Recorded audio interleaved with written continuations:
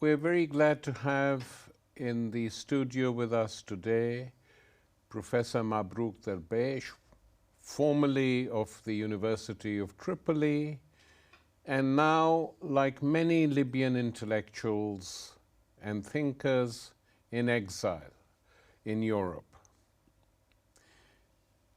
It's fortuitous that we have Mabrouk in the studio with us today, because picking up a copy of the Arab business magazine, online business magazine, this morning, arabbusiness.com, I learned two things.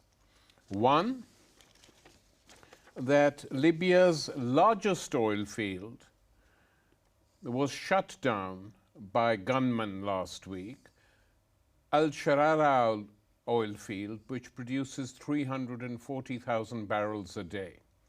In other words, the turmoil, confusion, and chaos that has existed in Libya since NATO went in and got rid of Muammar Gaddafi still continues. Another look at the magazine, and I saw the headlines of other articles. Just to read them will give you an idea of what is going on. Libyan army urges residents of Benghazi port area to evacuate. Libya very close to the point of no return, UN envoy warns. More heavy fighting in Libya's Benghazi sees death toll rise to 130.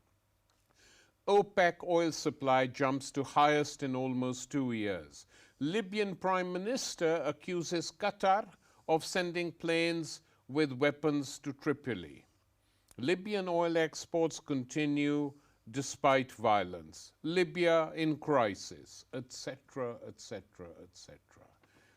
Now, Mabrouk, when you and I first met on the streets of Tripoli several years ago, and we were walking in the city, there were two things we talked about. One was the growth of religiosity, I remember, but second, how calm the city was. We went and had coffee in a number of cafes, and then we went to a particular place where you were very open in your criticisms of the late President Gaddafi to me, right, saying it was a joke, the country couldn't run like that anymore, change was needed. Well, change came, Mabrouk, and how? So now looking back on it, it's 3 years since the NATO took Libya with its allies. What happened? Yeah, as I remember that conversation very well. The Gaddafi personality was ruling the nation. There were so many problems. Libya was a semi-failed state, basically. There was a peace in the neighborhood.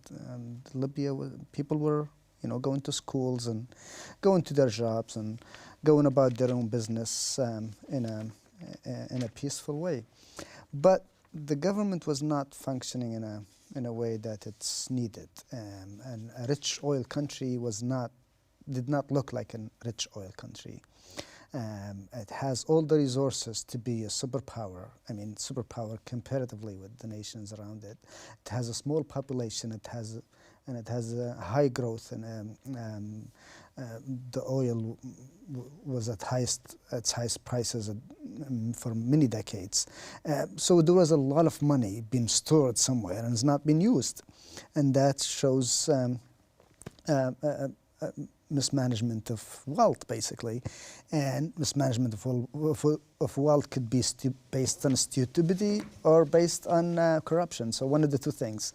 And it had both of those things in Libya. So there was a need for change for many other reasons. There was tribal issues in Libya. Gaddafi's family was ruling. So that created a little bit of friction in the Libyan society as well, and it became more obvious and obvious every day, especially after the sons of Gaddafi took over a few things, unofficially, by the way. So change was in the horizon. It doesn't matter how good Gaddafi is, he was there for too long. So when you overstay your stay, you need to be kicked out somehow and somewhat. And that's what happened. And it was, you know, the Arab Spring had begun. Has begun, and it was contagious. Tunisia coughed, Libya got a cold, and went to Egypt, just between Libya and Tunisia. So something has to happen. You know, all the countries around you were revolting, so you have to revolt as well. The revolution was organic, but it got stolen very quickly. NATO got involved, so they brought the opposition, the Libyan opposition, who was living in Virginia in the CIA and was living in London here, and they were getting all the aid.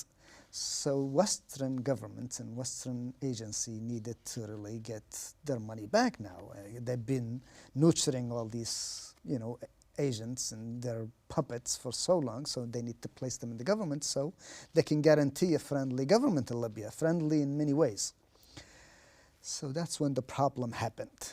These guys were not natural leaders, they were not revolutionary leaders, they were not part of Libya, they have not lived in Libya for over 40 years, they didn't know what Libya is, they didn't know how the situation works, and they had no loyalty to Libya. Before we move on, Gaddafi would have had some reason to feel aggrieved at what the West did to him, because once they brought him out of the cold and embraced him, Right.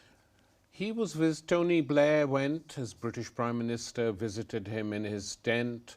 He was invited to Italy. He set up his tent in the heart of Rome. Then he went to France and, according to reports in the French media and elsewhere, gave Sarkozy a lot of money for his re-election campaign, gave money to the London School of Economics, not just to give his son a PhD, but also to help the LSE. Whether he gave any money to Tony Blair, we don't know, indirectly. He did, yeah. But he probably did. Wouldn't surprise me at all, because Blair is one of the greediest leaders of that period. And so suddenly all these people he's been funding and helping turn against him, threaten him, and finally NATO carries out 7 months of bombing on Libya, in which tens of thousands of people are killed, destroyed cities, and now we have this complete mess. And then they imagine they're going to introduce some form of democracy. This is true. Yes. It's very true, and every Libyan knows that. And when Libyans want to do away with Gaddafi, they wanted a democracy as a substitution. Almost every Libyan voted, except the ones that were they're in exile in Tunisia and in Egypt. They were not allowed. But relatively it was a good experience. So, and you had most of Libyans asking for a secular government. That tells you something about the society. 80% is not a small number, and the numbers can be even higher. Suddenly the West comes in, the beacon of democracy, you know, Hillary Clinton with her government, the White House and all that, coming to Libya and telling Libyans, no, sorry, your democracy is not really good enough. Your democracy has a problem and needs to be fixed. You do not know how to practice democracy. You chose secular government, that's not good. Basically, that's how bad it looked. And people were in shock. And the result was in the second election, where almost about 15% of the population showed up. And they elected just anybody. So this is one of the issues that I think it shows how people really lost faith in democracy in Libya, how the West can mismanage something that it's still in the building stage, instead of enforcing this feeling that you really could have a democracy in North Africa, a real democracy, similar to that in the West, and you can deal with it that way. But the West is keen on having some guy in there that can control a puppet, and that's a problem. And it seems to be that this puppet now, the trend is the puppet to be one of those radical Islamic groups which have no support amongst the local population. Muslims in Libya and in North Africa do not want radical groups, do not want Muslim government or Islamic government. But Mabrouk, I agree with you, of course, that the actual mass movement which sprung up in Libya against Gaddafi was organic. There's no doubt about that. It was Absolutely. genuine. It was a grassroots movement. Absolutely. The problems were real Yes. in Libya. Yeah. Yeah. But in order to actually get rid of Gaddafi, you needed a 7-month bombing campaign Right. by NATO and Operation Mermaid Dawn, Right. which was French and British Right. troops, commandos, and Qatari ground forces, Absolutely. without whom Tripoli wouldn't have fallen. Absolutely. The revolution started in Benghazi and moved on into other cities until the 20th of February was in Tripoli, where the whole Tripolian people moved and just came out in the streets. This had the blessing of most Libyan people, had the blessing of almost, even Gaddafi supporters. They just walked away and they said, we know what this looks like. This is a revolution. We're out of this. We want nothing to do with this. We're not going to go against the people. But when NATO came in, the mood changed. Completely. Tribes that were against Gaddafi, like the Warfalla tribe, for example. Where is that? It's right here in this city, Bin Walid. This is one of the largest tribes in Libya. This tribe, lives everywhere. This is their center, but they live everywhere. They live here in Sirte, they live in Misrata, they live in Tripoli, large group of them. They live in Benghazi, they live in lots of places here. So, and they live in Sabha. So they have influence in a lot of situations, in a lot of places in Libya. This tribe is completely changed to be with Gaddafi after NATO came in. Because NATO to them meant 1911, an occupation of Libya again by the Italians. NATO to them meant the Christian Crusaders coming to Libya. NATO to them, so they felt that it's better keeping their own dictator than to allow some Europeans coming to Libya to rape their women and kill their women. 1911 is still fresh in Libya. The Italians killed and massacred so many Libyans, which is not very well known. So they didn't want somebody from outside, even though they didn't like Gaddafi, but they say the dog you know is better than the one you don't. Yes. And your own dog is, your own dictator basically is better than the invaders.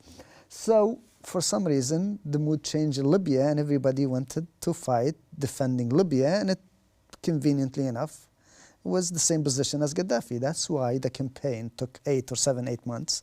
So this is the point. This is what happened. This is what the focal point.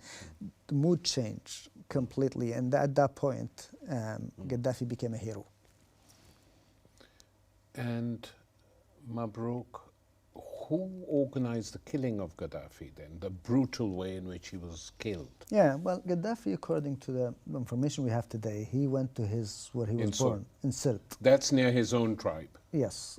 His tribe is the Gaddafi tribe, lives in Sirte and lives in Sabha. And this tribe is, it's a small tribe, so he stayed there. Most of the people in Sirte, there are many tribes in there. The Gaddafi tribe, the Warfalla tribe, I just mentioned, Farjan. There are many other tribes that are very important, but they were all loyal to Gaddafi. Not Gaddafi, but as I mentioned, they were all anti-NATO basically, and this is the term I would like to use. Anti-NATO, it just happens to be the same as Gaddafi's position. So all these people protected him here until the last moment. The information came out that the French and NATO figure out where he is, and they bomb his when he fled Sirte, when NATO forces and revolutionary troops came in there.